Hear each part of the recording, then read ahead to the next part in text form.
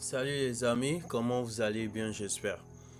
Aujourd'hui, nous voilà encore sur notre deuxième vidéo qui portera sur le patron d'un cône de révolution. Donc nous allons décrire un peu ce que c'est que le patron d'un cône de révolution. La figure que vous voyez ici est ce qu'on appelle le patron d'un cône de révolution. Donc sur cette figure, vous allez voir que lorsque vous prenez un cône et que vous l'ouvrez, vous l'étalez, on a quelque chose comme ceci. Donc c'est ça. Et la partie qui est ronde, comme ça, c'est ça ici que nous avons qui est étalé comme ça. Donc c'est ça on appelle la surface latérale. Donc cette partie est la surface latérale du cône. Donc c'est la surface latérale du cône. Maintenant, comme vous le savez, les A représentent quoi? Les apothèmes, les génératrices. Donc ici, c'est un apothème. Là, c'est un apothème. Et là également, c'est un apothème. Parce que c'est ça qui tourne autour du cercle. Donc, c'est un apothème également. C'est un apothème. Donc, c'est ça. Maintenant, ici, le sommet là, c'est l'angle de la partie circulaire. L'angle de la partie circulaire. Donc, c'est l'angle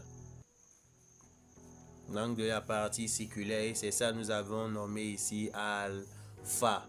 Donc, c'est ça qui est alpha ici. Maintenant, lorsque nous venons en bas, nous avons la base du cône. Et vous savez comme moi que la base du cône est toujours un cercle. Donc, nous allons mettre le disque. Ça veut dire un cercle. Ceci représente le disque. Et cette partie qui quitte le centre du cercle vers la longueur du cercle. Donc, le rayon. Donc, c'est le rayon de base. Donc, là, nous venons de décrire tout ce que nous avons sur le patron du cône. Et ça reste une partie. La partie là, c'est ça qui représente également toute la longueur du cercle. Parce que c'est cette partie que nous allons enrouler au niveau de la base. Donc, lorsque vous allez prendre ça maintenant, nous allons enrouler ça comme ça. Et c'est ça qui va devenir le cercle en haut. Donc, c'est ça, nous pouvons aussi l'appeler la longueur de la surface latérale. Donc, c'est la longueur de la surface latérale. Maintenant, nous allons passer maintenant à la formule qui permet d'exprimer l'angle alpha à partir de tout ce que nous avons ici. Maintenant, s'il vous plaît, prêtez attention.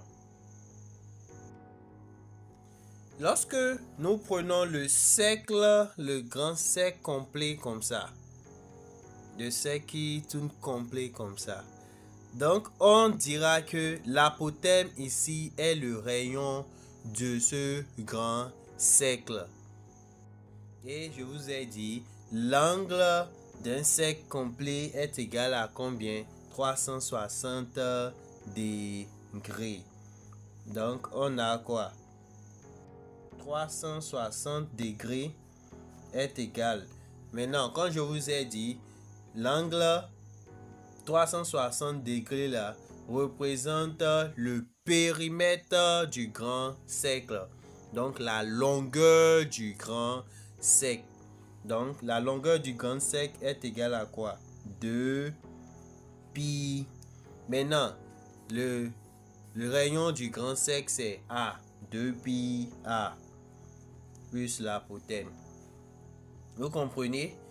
Donc, c'est ça. Donc, l'angle de grand sec est égal à 2pi A.